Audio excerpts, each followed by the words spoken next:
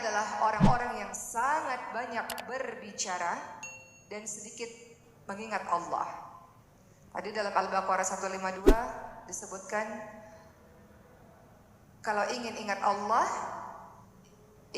ingat padamu adalah dengan cara ingat pada Allah Subhanahu wa taala. Fadhkuruni adkurkum washkuruli wala takfurun. Ingatlah kepada Allah, maka Allah akan ingat kepadamu.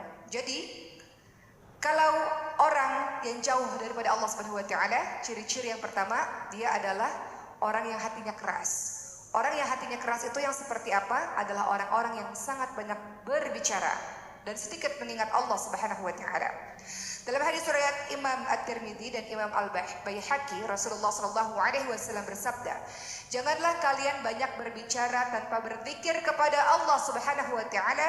Sesungguhnya banyak bicara tanpa berzikir kepada Allah bisa menyebabkan kerasnya hati. Dan sejauh-jauh seorang hamba dari Allah adalah mereka yang keras hatinya." Kata Rasulullah sallallahu alaihi wasallam, beliau bersabda, barang siapa yang beriman kepada Allah dan hari akhir, hendaklah dia berkata-kata baik atau diam. Yakni orang-orang yang ketika berbicara akan senantiasa penuh ilmu, penuh manfaat, penuh hikmah, dan kalau nggak bisa, dia diam saja. Jadi kita tidak menjadi tong kosong nyaring bunyinya, teman-teman sekalian. Banyak bicara tapi nggak ada isinya. Banyak berbicara tapi tidak ada manfaatnya.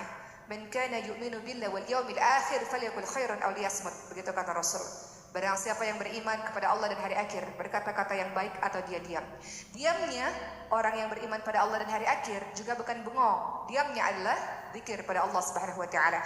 Jadi jangan terlalu banyak berbicara hal-hal yang enggak penting. Tahu nggak sih, tetangga kita itu loh baru beli mobil baru, padahal pekerjaannya biasa-biasa aja. Kok bisa ya? Jangan-jangan korupsi.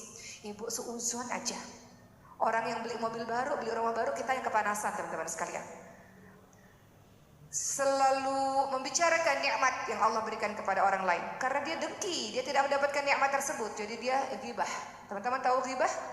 Ghibah itu apa? Sesuatu yang kita bicarakan tentang orang lain, yang kalau orang lain dengar itu dia tidak suka, namanya ghibah. Yang lebih sama dosanya, parah juga, adalah fitnah. Fitnah itu apa? Kita membicarakan sesuatu dusta yang bohong. Kalau ghibah memang ada pada dirinya, tapi itu juga dosa. Dalam surah Al-Hujurat ayat 12, teman-teman lihat orang-orang yang suka gunjing ini, ghibah, gosip dan sebagainya. Ayuhibbu ahadukum ayyakula lahma akhihi maitan fakarihtumuh. Dia seperti memakan bangkai saudaranya sendiri. Sebuah perbuatan dosa besar.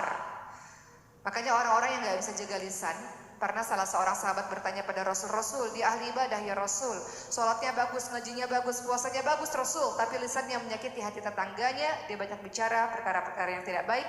Kata Rasulullah, dia ahli neraka. Jadi jaga lisan kita. Kalau tidak ingin jauh daripada Allah Subhanahu wa taala, jangan berkata sesuatu yang tidak ada manfaatnya. Banyak bicara, banyak dosanya, teman-teman sekalian. Orang yang banyak dosa dimasukkan oleh Allah masuk ke neraka Allah. Apa yang keluar itu nggak bisa ditarik lagi. Hati-hati sebelum berbicara. Berpikir sebelum berbicara. Berpikir sebelum posting. Zaman sekarang millennials apa-apa posting nggak mikir dulu. Nggak mikir dampaknya apa ya. Nggak mikir bisa menyebabkan perpecahan nggak.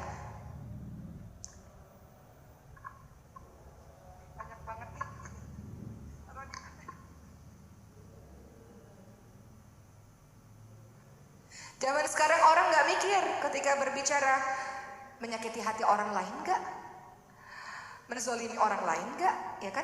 Zaman sekarang asal aja. Jadi think before posting. Berpikir dulu sebelum memposting segala sesuatu, berpikir sebelum berbicara, teman-teman sekalian.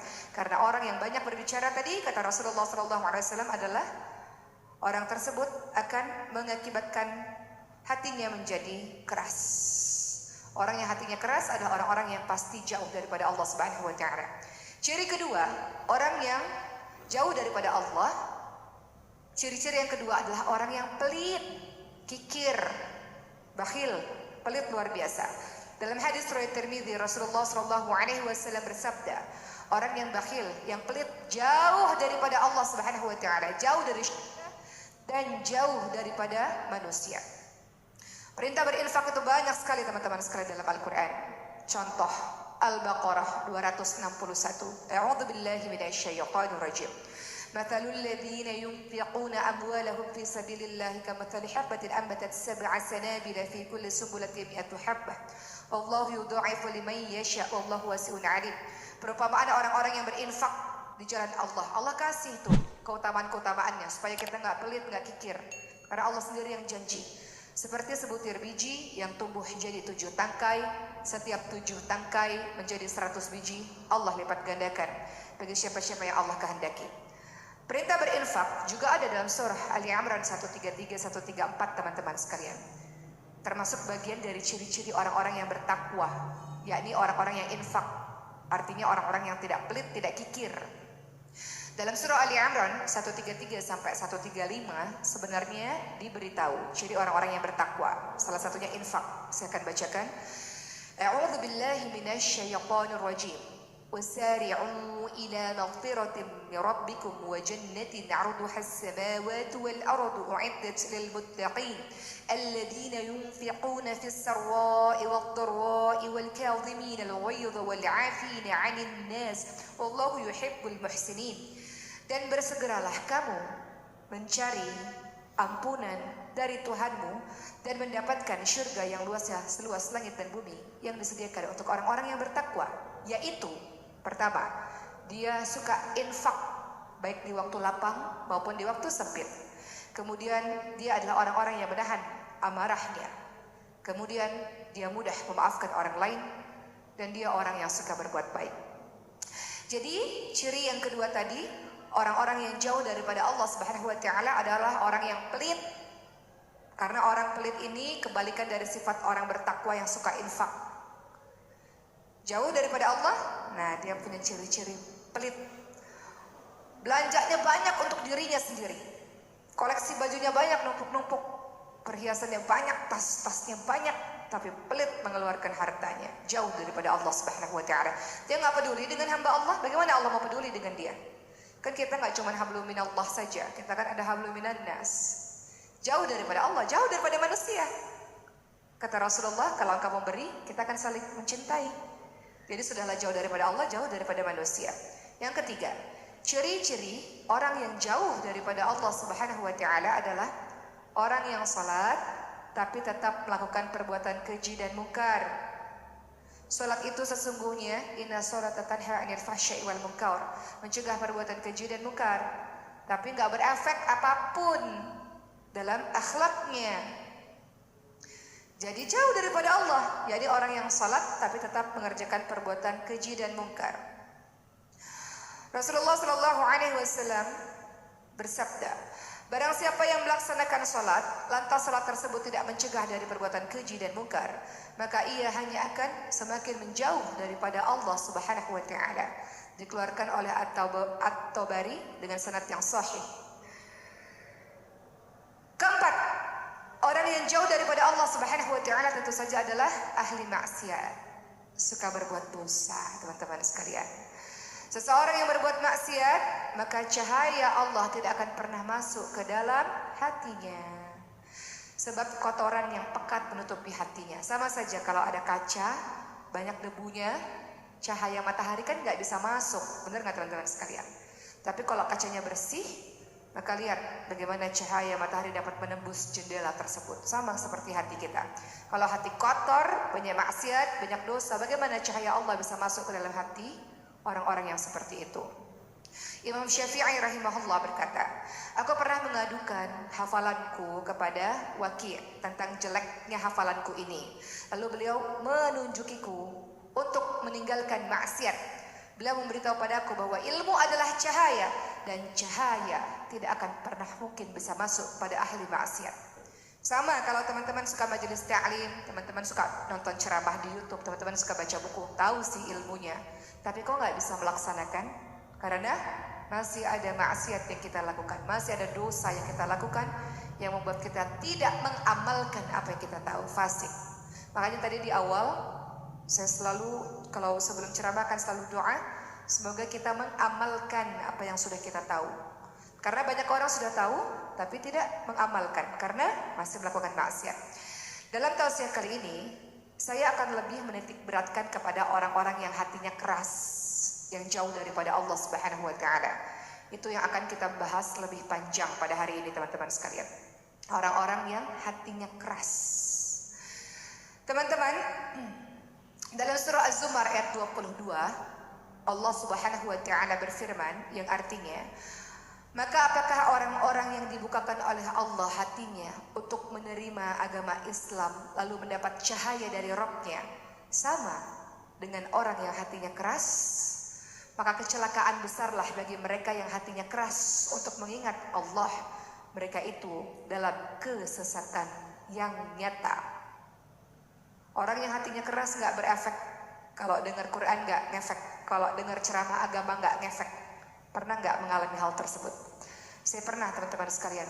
Dulu waktu saya SMA, saya ikut iktikaf di masjid. Dan semua orang sholat malam. Dan imamnya membacakan surah Ar-Rahman. Fabi'ayni ala'i rabbikuma tukadziban. Dan semua orang menangis. Dan kemudian saya heran, kenapa sih orang nangis-nangis biasa aja kali, nggak usah heboh begitu, lebay banget sih gitu. Itu yang saya lakukan dulu waktu saya SMA teman-teman sekalian. Saya heran, kenapa sih orang nangis-nangis? Orang ada yang sholat nangis-nangis, kenapa sih biasa aja, nggak usah lebay-lebay kayak gitu deh. Hari kedua nangis lagi, 3 nangis lagi, orang-orang sampai hari ke-10 semuanya pada nangis. Kemudian pada akhirnya di hari ke-10 saya menangis. Kenapa nangisnya? Saya nangis karena saya nggak bisa nangis teman-teman sekalian. Saya sebel banget sama diri saya sendiri. Kenapa sih ya Allah saya kok nggak bisa nangis? Kenapa sih ya Allah hati saya keras banget ya Allah? Dan akhirnya saya kesel nggak bisa nangis. Akhirnya nangis deh. Teman-teman tahu nggak sih ciri-ciri orang yang betul-betul beriman? Yang hatinya lembut. Yang hatinya lembut itu gimana?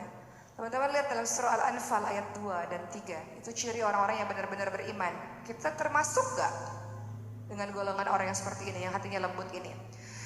Dalam surah Al-Anfal ayat 2 dan 3 dan 4, 2 sampai 4. Allah Subhanahu wa taala berfirman, A'udzu billahi minasyaitonir rajim. Innamal mu'minuna alladhina idza dzukirallahu wajilat qulubuhum وَإِذَا تُلِيَتْ عَلَيْهِمْ آيَاتُهُ زَادَتْهُمْ إِيمَانًا وَعَلَى رَبِّهِمْ يَتَوَكَّلُونَ الَّذِينَ يُقِيمُونَ الصَّلَاةَ وَمِمَّا رَزَقْنَاهُمْ يُنْفِقُونَ أُولَئِكَ هُمُ الْمُؤْمِنُونَ حَقًّا لَهُمْ دَرَجَاتٌ عِنْدَ رَبِّهِمْ وَمَغْفِرَةٌ وَرِزْقٌ كَرِيمٌ. Yang artinya, sesungguhnya orang-orang yang beriman adalah, coba dilihat, ada nggak kita di sini? Apabila disebut nama Allah, maka gemetar hatinya. Berarti saya nggak termasuk orang yang sungguh-sungguh beriman waktu itu. Disebut nama Allah nggak gemetar hati saya. Sesungguhnya orang-orang yang beriman adalah mereka yang apabila disebut nama Allah maka gemetar hatinya. Dan apabila dibacakan ayat-ayat Allah kepadanya, bertambah kuat keimanannya. Dan hanya kepada Allah mereka bertawakal. Yakni orang-orang yang senantiasa melaksanakan sholat, orang-orang yang menginfakkan sebagian rezeki, infak sebagian rezeki yang Allah berikan kepada mereka. Mereka itulah orang-orang yang benar-benar beriman. Mereka itulah orang-orang yang sungguh-sungguh beriman. Mereka akan peroleh derajat tinggi di sisi Tuhannya dan ampunan serta nikmat yang mulia. Jadi ciri orang beriman itu disebut nama Allah, gemetar hatinya. Dibacakan ayat-ayat Allah, bertambah kuat keimanannya. Dan senantiasa bertawakal kepada Allah Subhanahu wa taala. Begitu teman-teman sekalian. Ya, jadi kita cek nih, pernah nggak ya waktu baca Quran bergetar hati kita? Dibaca ayat-ayat ancaman dari Allah Subhanahu wa taala. Ayat-ayat yang berisi neraka, kiamat, takut nggak kita? Bertambah kuat nggak keimanannya? Kalau iya, maka kita termasuk memiliki hati yang lembut. Dinasehati, dengar nggak? Atau masuk kuping kanan keluar kuping kiri? Kalau dengar, hati yang lembut, mudah menerima kebaikan. Jadi kalau hatinya tidak tersentuh dengan nilai-nilai kebaikan, tidak tersentuh dengan nasihat-nasihat kebaikan, tidak tersentuh ketika Al-Quran dibacakan, tidak bergetar ketika nama Allah disebutkan, adalah tanda hati yang keras. Teman-teman ketahuilah bahwa hati kita memiliki sifat. Dalam surah Al-Baqarah ayat 10 Allah Subhanahu wa taala berfirman, fi qulubihim maradun fazadahumullahu marada. Dalam hati mereka ada penyakit, lalu ditambah oleh Allah penyakitnya. Jadi hati itu punya sifat. Atau Al-Baqarah ayat 74. Allah Subhanahu wa taala berfirman, "A'udzu billahi minasyaitonir rajim. Tsumma qasat qulubukum min ba'di dzalika fahiya kal hijarati aw ashaddu qaswah." Kemudian hati kalian menjadi keras seperti batu, bahkan lebih keras lagi. Apa sih bahaya hati yang keras itu? Malik bin Dinar rahimahullah, beliau mengatakan, seorang hamba tidaklah dihukum dengan hukuman yang lebih besar daripada hatinya yang dijadikan keras. Jadi musibah terbesar adalah orang yang selain jauh daripada Allah dan imannya hilang adalah hati yang keras. Itu musibah besar. Hati keras tidak mudah menerima nasihat kebaikan, susah. Hati keras tidak sami'na wa ta'na, jauh. Kami dengar ya Allah, kami taat, tidak mungkin bagi orang yang hatinya keras. Malik bin Dinar mengatakan itu musibah terbesar kalau kita mendapati hati kita hati yang keras. Untung dulu waktu SMA teman-teman, sekarang saya nyadar hati saya keras. Maka saya minta sama Allah, ya Allah saya nggak bisa nangis ya Allah. Jadi saya pura-pura nangis terus setiap hari teman-teman sekalian. Sampai itu latihan saya untuk melembutkan hati. Sampai benar-benar bisa nangis. Kalau dulu, nih zaman jahiliyah ya, dengar ayat-ayat Quran ya Allah sendu banget sih. Gak suka sukanya dengar lagu yang happy. Jadi ceria lagi, moodnya happy lagi. Itu kan tanda hati yang keras. Itu saya alami dulu waktu saya muda teman-teman sekalian. Makanya tiap harinya dibanding kasih sayang ibu kepada anaknya. Kasih sayang paling besar kita ini kan kasih sayang ibu pada anak, bener gak? Kasih sayang kita sama suami mungkin nggak tahu deh. Tapi kalau kasih sayang kita sama anak itu jauh lebih besar. Tapi ternyata Allah Subhanahu wa taala lebih menyayangi hambanya dibanding kasih sayang ibu kepada anaknya. Allah nggak mau masukin kita ke neraka, kita yang mau memilih jalan menuju ke neraka Allah Subhanahu wa taala. Allah memang Maha Penyayang, tapi Allah juga di satu sisi bisa marah dan bisa menimpakan azab kepada kita. Jangan dipikir Allah Maha Penyayang lalu kita berbuat seenaknya. Gak pernah sholat, gak pernah ngaji, gak pernah melakukan hal-hal yang wajib. Tapi Allah memberikan kenikmatan pada kita, dikasih harta yang kaya raya, yang banyak, suami yang baik, anak-anak yang hebat, tubuh yang sehat. Apakah itu bentuk Allah sayang pada kita? Itu namanya istidraj, jebakan Allah. Allah memang Maha Penyayang. Tadi kita sudah sebutkan hadisnya, Allah Maha Penyayang, Ar-Rahman Ar-Rahim. Allah Maha Penyayang, betul-betul sangat penyayang. Tapi kalau engkau sudah lalai daripada Allah, sudah dikasih teguran oleh Allah, tetap aja masih terus lalai daripada Allah, Allah akan kasih tuh nikmat. Gak apa-apa kaya, gak apa-apa happy terus, gak apa-apa jabatannya bagus, populer terus, lalai daripada Allah, Allah akan memberikan engkau namanya istidraj, jebakan Allah, istidraj, yakni Allah akan terus kasih kenikmatan kepadamu. Kalau lalai daripada Allah, Allah akan membalas sempurna nanti di hari akhir. Itu yang sangat mengerikan teman-teman sekalian, lalai luar biasa. Jadi di satu sisi Allah memang Maha Pengasih lagi Maha Penyayang, tapi azab Allah sangat pedih bagi orang yang lalai kepada Allah Subhanahu wa taala. Dalam surah Al-Hijr ayat 49 sampai 50 Allah Subhanahu wa taala berfirman, A'udzu billahi minasyaitonir rajim. Nabbi 'ibadi anni anal ghafurur rahim wa anna 'adabi huwal 'adabul alim. Ya, artinya adalah kabarkanlah kepada para hambaku bahwa sesungguhnya akulah yang Maha Pengampun lagi Maha Penyayang, dan bahwa sesungguhnya azabku adalah azab yang sangat pedih. Di satu sisi Allah Maha Pengasih, Allah Maha Penyayang, gak mau kita masuk ke neraka Allah Subhanahu wa taala. Allah lebih menyayangi kita dibanding kasih sayang ibu kepada anaknya. Tapi di satu sisi jangan main-main dari Allah Subhanahu wa taala. Azab Allah sangat pedih teman-teman sekalian. Tidaklah Allah Subhanahu wa taala marah terhadap suatu kaum kecuali Allah akan mencabut kasih sayangnya Allah daripada mereka. Dan itu musibah terbesar. Dalam kehidupan kita kenal ada yang namanya ujian, ada yang namanya musibah, ada yang namanya azab. Ini yang paling kita gak mau nih, azab. Ujian itu apa? Ada ujian, musibah, azab. Ujian apa? Ujian diberikan kepada orang-orang yang beriman. Dan semua kita pasti dapat ujian, betul gak? Gak ada orang yang gak dapat ujian. Ujian bisa berupa kebahagiaan, bisa berupa kedukaan. Teman-teman lihat Al-Anbiya 35. A'udzu billahi minasyaitonir rajim. Kullu nafsin dha'iqatul maut wa nabluukum bisyarri wal khairi fitnah wa ilaina turja'un. Semua yang bernyawa mati dan Allah akan menguji dengan keburukan dengan kebaikan. Dengan sehat, dengan sakit, dengan miskin, dengan kaya, itu ujian. Dan hanya kepada Allah kita kembali. Dalam kehidupan kita ini namanya ujian. Teman-teman lihat Al-Baqarah 155, itu juga berisi informasi bahwa setiap yang hidup pasti gak mungkin gak akan diuji. A'udzu billahi minasyaitonir rajim. Wa lanabluwannakum bisyai'in minal khawfi wal ju'i wa naqsin minal amwali wal anfusi wath thamarat wa basyirus sabirin. Al-Baqarah 155. Allah menguji dengan ketakutan, dengan kelaparan, kekurangan harta, jiwa dan buah-buahan. Beritakan kabar gembira untuk orang yang sabar. Jadi kita pasti diuji untuk menaikkan keimananmu. Ujian paling berat adalah para nabi dan orang-orang setelahnya. Makin soleh dia, makin berat ujiannya. Kedua, musibah, yakni teguran bagi orang-orang yang lalai daripada Allah Subhanahu wa taala, jauh daripada Allah. Allah kasih musibah, Allah kasih teguran supaya kembali kepada Allah. Yang paling mengerikan yang gak mau kita dapatkan adalah azab. Kalau Allah sudah murka, azab teman-teman sekalian, seperti yang Allah berikan kepada kaum-kaum terdahulu. Nabi Nuh alaihissalam, kaumnya dikasih banjir, azab 950 tahun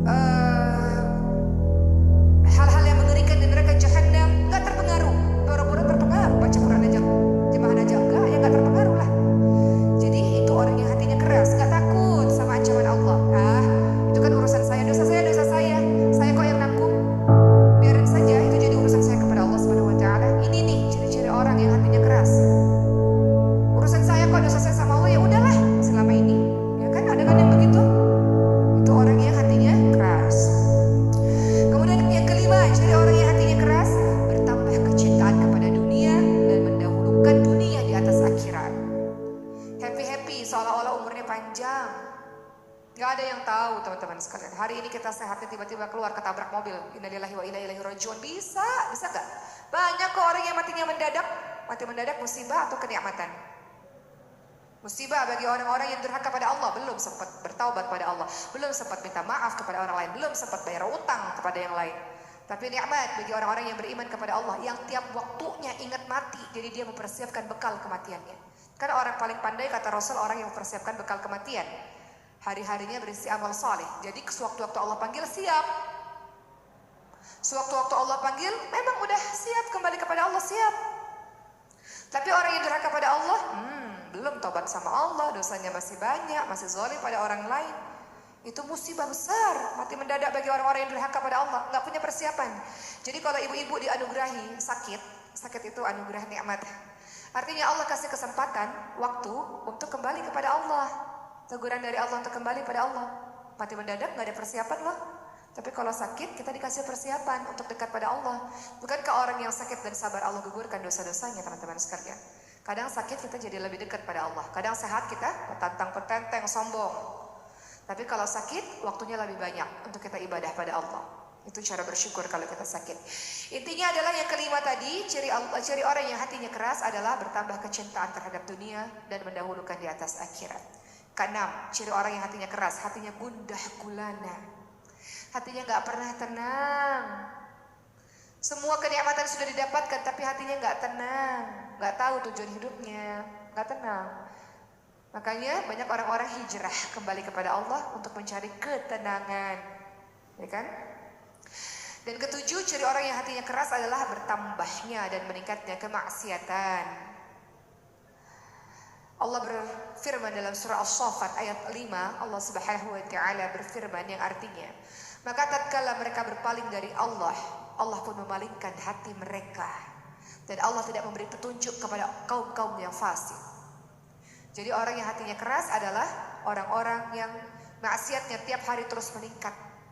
Ada pepatah yang mengatakan teman-teman sekalian, hari ini kalau lebih buruk daripada hari kemarin, kita termasuk orang terlaknat.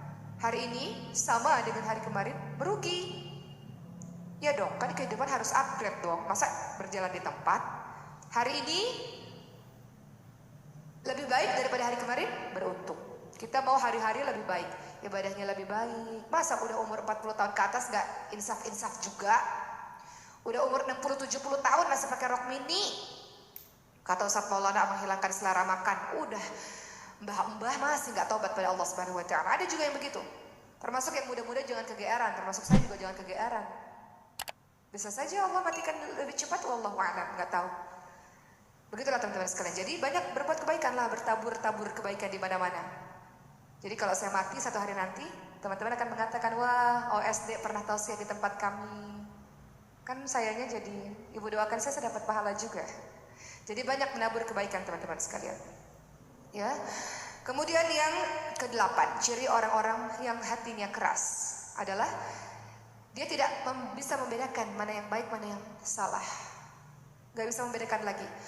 Hati itu, kalau kita berbuat dosa, seperti ada titik hitam. Makin banyak dosanya, makin banyak hitamnya. Jadi udah gak tahu lagi nih mana yang dosa, mana yang enggak, saking udah banyak hitamnya. Kalau kita buat dosa, dosa itu apa sih? Segala sesuatu yang menggelisahkan hati dan kita tidak ingin orang lain tahu, itu dosa. Tapi kalau terlalu banyak buat dosa, udah dilakukan terang-terangan tuh. Dan gak menggelisahkan hati lagi. Coba ingat-ingat dulu kita buat dosa. Pertama kali kita buat dosa, dak dikduk kan? Ya enggak, apapun dosa itulah, apapun jenis dosa itu. Dak dikduk. Pertama kali mau pegangan tangan kepada yang bukan mahram, dan anak-anak muda banyak gak nih? Dak dikduk kan? Habis itu terus dak dikduk. Tapi kalau udah biasa, ya biasa. Pertama kali bohong, dak dikduk kan? Tapi kalau dia biasa, ya biasa. Bener gak teman-teman sekalian? Jadi ciri orang yang hatinya keras adalah yang ke-8 tadi, dia gak bisa bedain lagi nih ini dosa atau enggak. Saking udah terlalu sering dia melakukan dosa. Tausiah saya banyak sekali teman-teman sekalian, tapi waktu saya habis, jadi saya sebutkan poin-poin saja ya. Saya gak jelasin lagi karena waktu saya sudah habis. Sebab-sebab kerasnya hati adalah pertama, syirik. menduakan Allah Subhanahu wa taala. Lihat dalam surah Luqman ayat 13, kata Allah Subhanahu wa taala, la tusyrik billah, inna syirka la dzulmun adzim. Jangan menyekutukan Allah. Menyekutukan Allah sebuah zalim yang sangat besar. Kita berikrar tiap hari waktu salat, inna sholati wa nusuki wa mahyaya wa mamati lillahi rabbil alamin. Kita bilang pada Allah, ya Allah, sesungguhnya salatku, ibadahku, hidupku, matiku hanya untuk Allah. Kita berikrar begitu. Namun pada kenyataannya orang di luar sana masih syirik. Jadi sebab kerasnya hati syirik. Yang kedua adalah dia adalah orang-orang yang senantiasa tertawa berlebihan. Nabi Muhammad SAW bersabda, jangan kalian banyak tertawa, sesungguhnya banyak tertawa mematikan hati. Ketiga, banyak berbicara dan banyak makan. Makanya puasalah, puasa Senin Kamis, atau lebih baik lagi puasa Daud. Jangan terlalu banyak makan. Makan itu buat kita malas bergerak, teman-teman sekalian, dan buat kita lalai daripada Allah Subhanahu wa taala. Kemudian sebab kerasnya hati, banyak melakukan dosa. Berikutnya, lalai dari ketaatan. Berikutnya, melakukan hal-hal yang dapat merusak hati. Terakhir tausiah dari saya, Ibnul Qayyim rahimahullah mengatakan, sebab hal-hal yang bisa merusak hati, penyebabnya adalah banyak berkumpul dengan manusia. Kedua, banyak angan-angan. Ketiga, bergantung kepada selain Allah. Keempat, banyak makan. Kelima, banyak tidur. Jangan tidur kebanyakan. Apalagi tidurnya begadang, tidurnya pagi, bangun siang. Dijamin itu rezekinya seret. Kan malaikat-malaikat tiap pagi berdoa kepada kita, teman-teman sekalian. Untuk orang-orang yang berinfak, malaikat berdoa. Rasulullah SAW juga berdoa untuk orang-orang yang senantiasa beraktivitas di pagi hari. Jadi intinya tadi hari ini kita bahas tentang hati-hati yang keras, hati-hati yang lalai. Kita berusaha untuk menjauhkan diri dari perbuatan-perbuatan yang demikian. Kita ingin hati kita lembut, yakni dengan cara diasah terus, dengan banyak baca Quran, dengan banyak berzikir kepada Allah Subhanahu wa taala, dengan jadi orang yang bertakwa dan bertawakal kepada Allah sebagaimana At-Talaq 2 dan 3. Begitulah. Kita ingin menjadi orang-orang yang fastabiqul khairat, berlomba-lomba dalam kebaikan kepada Allah Subhanahu wa taala. Musibah terbesar adalah musibah orang yang hatinya keras. Kalau orang hatinya keras, gak dekat pada Allah, Allah pun akan menjauh daripada engkau, teman-teman sekalian. Allah Ar-Rahman Ar-Rahim, Allah Maha Pengasih Maha Penyayang. Kita mengerjakan perbuatan wajib dan sunnah, maka Allah akan menjadi pendengaran bagi kita. Allah akan menjadi penglihatan bagi kita. Allah akan menjadi langkah kaki bagi kita. Artinya segala sesuatu yang kita kerjakan mendapat petunjuk daripada Allah Subhanahu wa taala. Tapi kalau sudah lalai, hatinya keras, enggak mengerjakan apa-apa yang Allah perintahkan, maka bagaimana mungkin Allah bisa menjadi pendengaran bagi kita, penglihatan bagi kita, langkah kaki bagi kita, dan sebagainya. Minta pada Allah agar Allah melembutkan hati-hati kita yang keras. Minta pada Allah agar Allah memberikan kita keistiqamahan. Salah satu doa istiqamah adalah Rabbana la tuzigh qulubana ba'da idh hadaitana wa hab lana min ladunka rahmah innaka antal wahhab. Baca doa itu setiap hari, yakni wahai Allah, jangan condongkan hati kami pada kesesatan setelah Engkau berikan petunjuk kepada kami. Termasuk ya muqallibal qulub tsabbit qalbi ala dinik, wahai Allah yang membolak-balikkan hati, tetapkan hati kami atas agamamu. Itu doa istiqamah. Dan juga ihdinas shiratal mustaqim. Itu doa yang kita baca tiap hari kan. Saking iman ini bolak-balik, teman-teman sekalian. Karena itu kita minta pada Allah agar Allah menunjuk kita jalan yang lurus. Alhamdulillahirabbil alamin. Selesai sudah tausiah saya pada hari ini. Tausiah saya pada hari ini setengah tausiah sebenarnya, karena belum selesai. Tapi apa yang saya sampaikan mudah-mudahan ada manfaatnya. Setidaknya kita paham dan waspada kalau hati kita sudah mulai mengeras. Dan hati kita ini terbuka seperti tangan. Kalau kita lakukan maksiat, dia akan tutup satu, tutup, akan tertutup semuanya. Dan itulah hati yang keras. Maka jauhkan diri dari berbagai macam maksiat, takut pada Allah dengan berbagai macam maksiat. Kita yang tahu maksiat apa yang kita lakukan. Kembali kepada Allah, hijrah kepada Allah. Setiap orang punya masa lalu yang penuh dengan dosa seperti Umar bin Khattab radhiyallahu anhu, tapi setiap orang punya kesempatan untuk jadi orang yang baik. Tebus kesalahan kita di masa lalu dengan melakukan kebaikan demi kebaikan dengan taubatan nasuha. Apa itu taubatan nasuha? Berhenti dari dosa, menyesal dari dosa tersebut, melakukan kebaikan-kebaikan untuk menutupi kesalahan yang lalu. Dengan begitu kita jadi orang yang baru, kita jadi orang yang berhijrah secara keseluruhan, kita jadi wanita yang salihah. Masa lalu yang penuh dengan dosa, Allah akan ampuni itu. Az-Zumar 53. Qul ya ibadiyalladzina asrafu ala anfusihim la taqnatu min rahmatillah innallaha yaghfiru dzunuba jami'an innahu huwal ghafurur rahim. Wahai orang-orang yang melampaui batas yang dosamu sangat banyak, jangan berputus asa dari rahmat Allah. Allah mengampuni semua dosamu. Allah Maha Pengampun, Allah Maha Penyayang. Jadi orang yang baru, jadi orang yang berhijrah, Jadi orang yang salihah dan bertambah kesolehan kita insyaallah. Alhamdulillahirrabbilalamin, selesai sudah teman-teman sekalian, dan saat ini saya akan menayangkan satu video wisuda penghafal Al-Quran 2016. Saya mendirikan rumah Al-Quran gratis untuk yatim piatu mu'alaf du'afa. Siapa yang membiayai mereka adalah teman-teman sekalian. Ketika saya melakukan safari dakwah, teman-teman memberikan infak kepada lembaga kami, dan inilah 70